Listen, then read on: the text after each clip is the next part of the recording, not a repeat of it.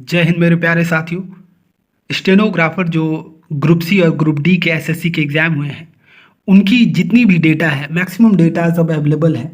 आप यहाँ देखो, कुल लगभग 40,000 प्लस डेटा है। 36,000 समथिंग डेटा आपको रैंक मित्रा पे मिल जाएगी, और बाकी डेटाज भी आपको अलग अलग सर्वेज में मिल जाएगी। जिन कैंडिडेट्स ने यहाँ फिल करना, वो प्राइवेसी को अपना थेफ्ट मानते हैं और वो यहाँ नहीं फिल करना चाहते हैं। क्योंकि देखो, अब 36,000 कैंडिडेट ही ने तो एग्ज़ाम नहीं दिया है ना, कैंडिडेट्स तो काफ़ी थे, मगर वो प्राइवेसी को रीजन मानते हुए वो सेफ फील नहीं करते यहाँ देने के लिए। तो कैंडिडेट्स की आप लगभग समझो कि 50,000 डेटा है हमारे पास अलग अलग सोर्सेस से। तो उन सभी डेटाज के हिसाब से क्या आप देखो कि कितने मार्क्स कैंडिडेट्स ने स्कोर किए हैं, उससे आपको क्लियरिटी मिल जाएगी। तो आप देखो कि 170 से भी अधिक लाने वाले कैंडिडेट्स हैं यहाँ, समझ रहे हो। 3 कैंडिडेट्स 170 से भी अधिक लाए हैं।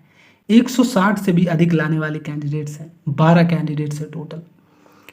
150 में 148, 145 से अधिक 400 कैंडिडेट्स, 140 से अधिक 979 कैंडिडेट्स हैं, 135 से अधिक 2000 कैंडिडेट्स लाए हैं। अब देखो, ये जनरल और बाकी सारे मिला के हैं। तो आप ऐसा मत समझो कि यूआर की कटअप जितनी जाएगी उतनी इनकी तो नहीं जाएगी ना। क्योंकि आप देखो कि 145 आप मान के चलते हैं, यदि 145, तो 145 पे हमें 400 कैंडिडेट्स मिल जाएंगे। मगर मान लो 50 यदि एससी का वैकेंसी है, तो एससी की तो अब इसके बाद ही शुरू होगी ना। एससी इसके बाद कितने आते हैं, तो आप देखो कि 140 पे आ जाते हैं।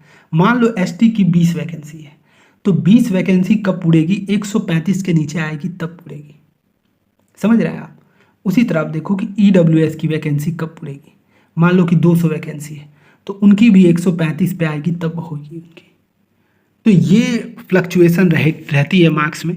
तो फिलहाल ये तो आप देखो कि टोटल डेटा अवेलेबल जो है उस हिसाब से ये है।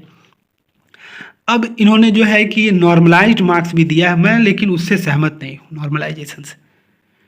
मैं नॉर्मलाइजेशन की इन्होंने जो शिफ्ट वाइज डेटा की है, आप देखो कि शिफ्ट वाइज क्या एवरेज रही है।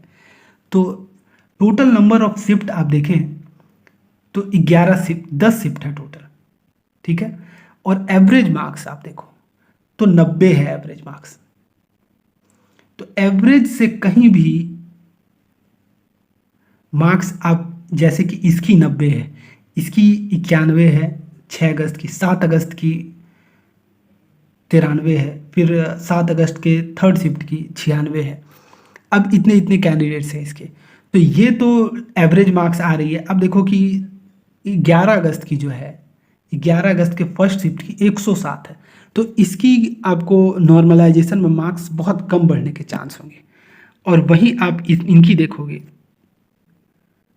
7 तारीख के फर्स्ट शिफ्ट की और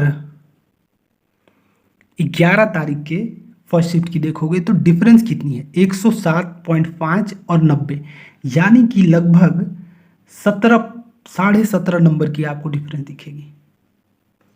तो कितना ज़्यादा फ्लक्चुएशन है मार्क्स में, आप देखो इतना ज़्यादा डिफरेंस है। तो नॉर्मलाइजेशन में आप 2 नंबर बढ़ा के या 4 नंबर बढ़ा के आप नॉर्मलाइजेशन आप नहीं कर पाओगे। नॉर्मलाइजेशन में बहुत अधिक का डिफरेंस आएगा। अब इन एवरेज के मार्क्स पे और जो कैंडिडेट्स ने यहाँ फिल किया है, इनके बेसिस पे क्या कटअप थी वो मैंने आपको बताई। एक बार मैं फिर से आपको बता देता हूँ। उनके हिसाब से जो कटअप बनेगी मैं आपको बता चुका हूँ। तो यूआर की 145, ईडब्ल्यूएस की 141, ओबीसी की 143, एससी की 135, एसटी की 110 और पीएच की 90। तो ये कटअप बनेगी मेल की। वहीं फीमेल की बात करें तो आप नोट कर लो इसे ठीक से, 1-2 नंबर प्लस माइनस हो सकता है, उससे अधिक आपको डिफरेंसेस नहीं दिखेंगे। पीएच में आपको थोड़ी कम इसमें दिख सकती है 5 नंबर की, ठीक है। और 1-2 नंबर आपको यहाँ प्लस दिख सकता है मैक्सिमम, उससे अधिक नहीं। फीमेल की बात करें तो यूआर के 130, ईडब्ल्यूएस के 120, ओबीसी के 125, एससी के 105, एसटी के 90 और एक्स सर्विसमैन के 80। तो इतने जो भी जिन बहनों की इतने बन रहे हैं, तो वो आप समझो कि लगभग 100% आपके तो कंफर्म ही है। मेल में कुछ फ्लक्चुएशन 1-2 नंबर का हो भी सकता है, मगर फीमेल में तो आपको यदि इतने बन रहे हैं तो एनफ है, और कुछ कम पे भी आपके हो सकते हैं, मगर इसके एक्स सर्विसमैन और पीएच के। तो ये लगभग आप कंफर्म समझो। तो मेरी ये प्रयास है और आप लोग सभी को शुभकामनाएं हैं कि आपको इतने मार्क्स बन रहे हो तो आपकी एक सीट पक्की हो जाए।